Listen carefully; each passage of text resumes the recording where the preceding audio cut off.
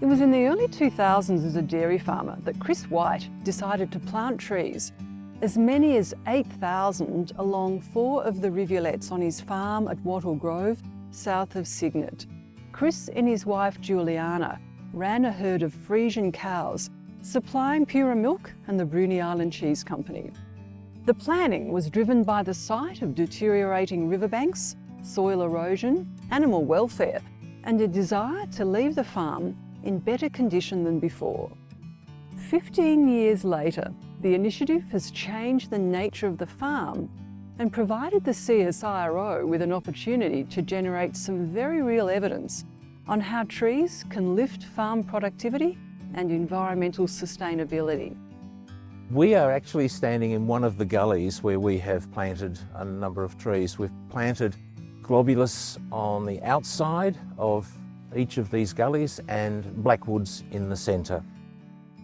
Chris was keen to use the trees to protect the gullies, but in doing so, not to sacrifice a large proportion of the farm's productive pastures.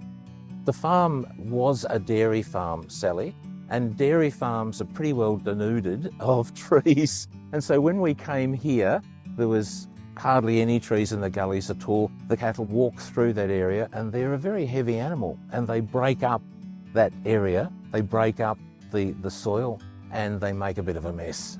The gullies were eroding more and more during wintertime in particular and allowed a lot of water to run away. And with it, there was a lot of sediment and we were very unhappy about watching our soil just wash out to the sea. So we decided then to see what we could do in these gullies, and I didn't want to bank them up or dam them up.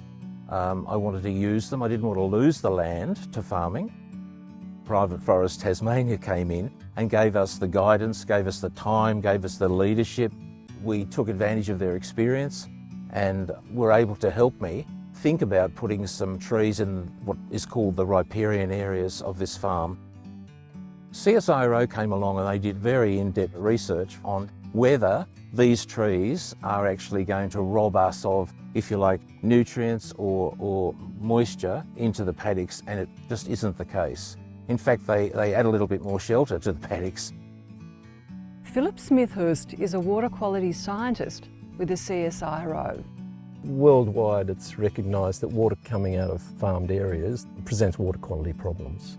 You need a fence to keep the stock out, and you need some space and vegetation and roughness to capture any overland flow coming off the upland areas of the farm.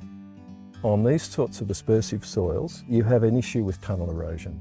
And if there's no physical barrier that's keeping that soil up in the landscape, it'll just burst out and gush down several hundred litres at a time very quickly, and it'll be highly sediment laden. So it stabilises the tunnel erosion, it dries out the landscape a bit more, which helps ease the problem. Most farmers are very keen on improving water quality. Fears were mainly around doing forestry, plantation forestry right next to streams. We saw no increase in sediment delivery to the stream compared to the other sorts of practices that were going on around the farm. The study also examined the degree of water use by the trees themselves. People might be concerned about water use by the plantations in the streamside management zone.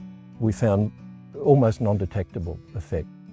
There's good evidence developing that even in Tasmania, that it decreases evapotranspiration overall for the adjacent pastures. If the configuration of the plantation is appropriate, you'll see decreased wind speeds and better water retention and better water use efficiency.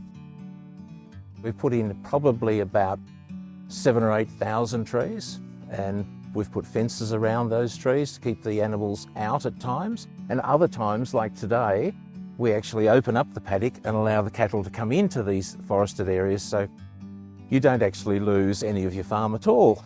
You just use it and rearrange it. I'm very happy that we were able to use these trees as a way of fixing all of the problems. They've stabilised these areas which were a real concern to us. As well as the hard to quantify benefits of mitigating erosion, stock shelter and water management, Chris White says there are longer term legacies to be gained from the trees. I don't think there's any doubt that these trees will be worth good money in the future. In another, say, 10 years, we'll be able to selectively log, and that's the beauty of it. You can just keep on growing, and it actually beautifies the farm. And so one day, if ever I want to pass on or sell the farm, there'll be a greater value on it. The other good thing, and I know it's strange for a farmer to say this, but it does actually create a beautiful environment for native animals. So we have birds now throughout the property, and we have all sorts of animals that use this as their own little habitat. In terms of carbon, we're doing a little bit as well, which is important. There is another legacy, and that is that as a farmer, I would prefer to leave the farm in a condition better than I found it. And I think that's the ambition of most farmers.